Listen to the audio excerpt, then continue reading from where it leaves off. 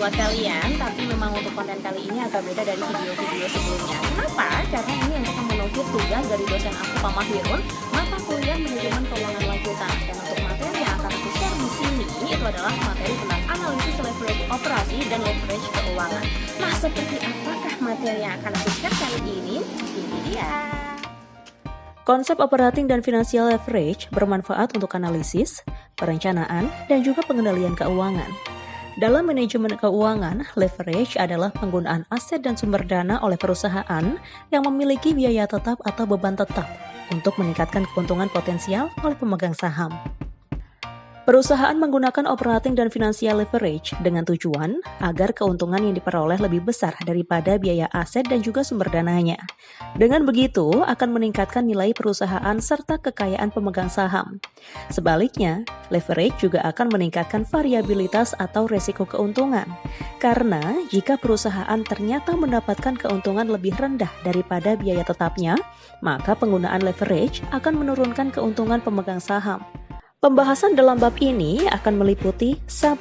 Break-even point atau BEP, Degree Operating Leverage atau DOL, Degree Financial Leverage atau DFL, dan juga membahas tentang Degree Combined Leverage atau DCL.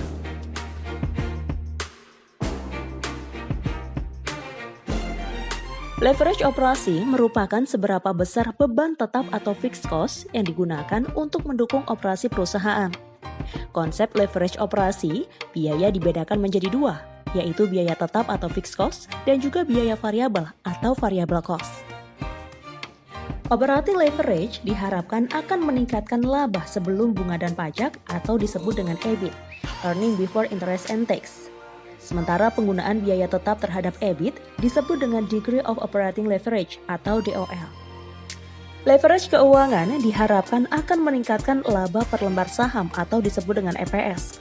Sementara itu, multiplier effect yang dihasilkan karena penggunaan modal dengan beban biaya tetap disebut dengan Degree of Financial Leverage atau DFL, yaitu seberapa besar pengaruh perubahan EBIT terhadap perubahan EPS.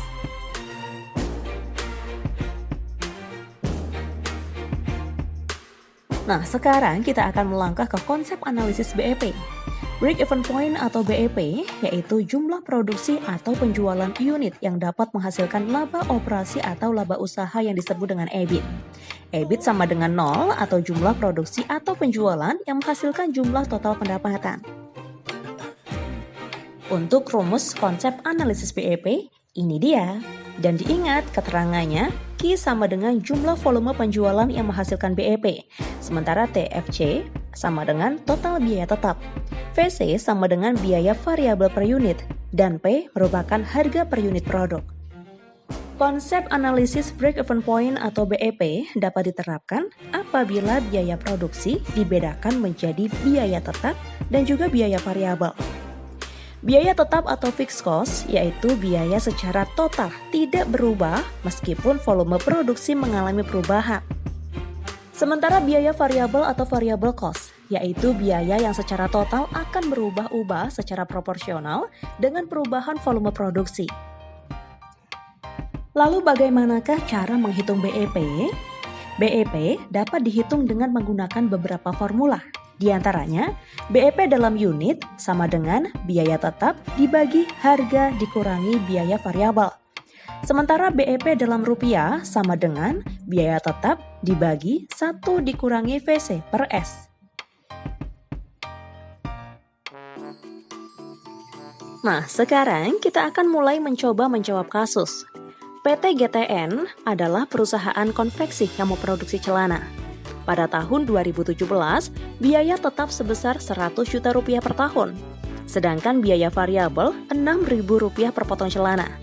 Sementara itu harga jual celana Rp10.000. Yang menjadi pertanyaan, berapakah BEP dari PT GTN? Cara menjawabnya, kita mulai dari diketahui. Diketahui dari contoh kasus di atas, biaya tetap Rp100 juta, biaya variabel Rp6.000. Harga jual Rp10.000. BEP dalam unit, biaya tetap dibagi harga dikurangi biaya variabel. Sehingga Rp100 juta dibagi Rp10.000 dikurangi Rp6.000. sehingga menghasilkan jawaban Rp25.000 potong per tahun. BEP dalam rupiah sama dengan biaya tetap dibagi 1 dikurangi VC per S. Sehingga 100 juta rupiah dibagi 1 dikurangi 6.000 per 10.000 sama dengan 250 juta rupiah. Sementara itu dari kasus tersebut, berapakah target keuntungan atau EBIT-nya? Cara menjawabnya, target penjualan sama dengan biaya tetap ditambah laba dibagi harga dikurangi biaya variabel. Sehingga 100 juta rupiah ditambah Rp20.000 dibagi Rp10.000 dikurangi Rp6.000. Hasilnya Rp30.000 potong. Target penjualan sama dengan 100 juta rupiah ditambah 20 juta rupiah dibagi 1 dikurangi Rp6.000 dibagi Rp10.000 sehingga menghasilkan jawaban Rp300 juta rupiah. Jadi, apabila manajemen PT GTN ingin memperoleh EBIT di tahun 2017 sebesar Rp20 juta rupiah, maka harus dapat mencapai volume penjualan 30.000 potong dengan nilai penjualan atau omset Rp300 juta rupiah. Sebab berikutnya yang akan kita bahas yaitu tentang DOL, Degree of Operating Leverage, yang merupakan rasio untuk mengukur tingkat kepekaan perubahan penjualan terhadap perubahan EBIT. Lalu seperti apakah rumusnya dan juga contoh-contohnya seperti apa akan kita bahas. Ini dia. Sudah beralih ke subbab berikutnya tentang Degree of Operating Leverage atau DOL. Rumusnya, DOL sama dengan persen perubahan EBIT dibagi persen perubahan penjualan sama dengan berapa kali hasilnya. Kita akan mencoba menjawab sebuah kasus dari subbab DOL. Kasusnya, PT GTN memiliki rencana penjualan dan rugi laba tahun 2017 dengan 2 macam skenario. Kita lihat pada gambar, keterangan skenario 1 dan skenario 2. Penjualan dalam skenario 1 Rp300.000, sementara total biaya variabelnya Rp180.000. Dalam skenario kedua, penjualan Rp360.000 dan total biaya variabelnya Rp216.000. Persen perubahannya 20%.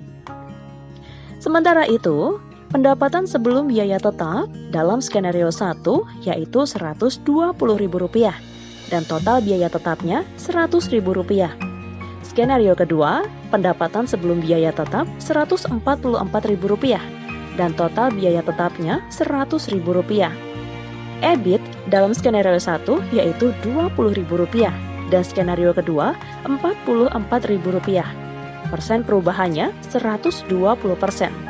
Sehingga DOL dalam kasus tersebut Rp120.000 dibagi Rp20.000 sama dengan 6 kali. Itu tentang leverage keuangan yang merupakan kebijakan pembelanjaan perusahaan atau penggunaan modal yang menyebabkan adanya beban tetap. Nah, seperti apakah pembahasannya? Langsung saja. Subbab berikutnya tentang DFL. Adanya beban tetap atau bunga akan berpengaruh terhadap laba bersih setelah pajak atau earning after tax atau EAT. Untuk itu, analisis leverage keuangan digambarkan sensitivitas perubahan earning per share atau EPS atau laba per lembar saham sebagai akibat perubahan earning before interest and tax atau EBIT atau laba operasi perusahaan. Leverage keuangan diukur dengan Degree Financial Leverage atau DFL yang dirumuskan, ini dia. DFL sama dengan perubahan EPS dibagi perubahan EBIT atau DFL sama dengan EBIT dibagi EBIT dikurangi interest. Sementara itu, tingkat pengaruh gabungan antara leverage operasi dan leverage keuangan diukur dengan Degree Combined Leverage atau DCL. Rumusnya, DCL sama dengan DOL dikali DFL atau DCL sama dengan Q kali P dikurangi V dibagi Q dikali P dikurangi V dikurangi F dikurangi 1. Kita ketahui terlebih dahulu Q sama dengan volume penjualan, P sama dengan harga per unit, V sama dengan variable cost per unit, dan F sama dengan fixed cost per unit. Nah, itu tadi materi yang aku share kali ini untuk memenuhi tugas dari Pak Mahirun, manajemen keuangan lanjutan. Semoga saja dapat nilai bagus dan semoga saja untuk penjelasannya itu bisa dimengerti untuk kalian semua, bisa paham. Kalau nggak paham gimana, silahkan nanti bisa ditonton ulang. Oke, sampai jumpa lagi. Wassalamualaikum warahmatullahi wabarakatuh.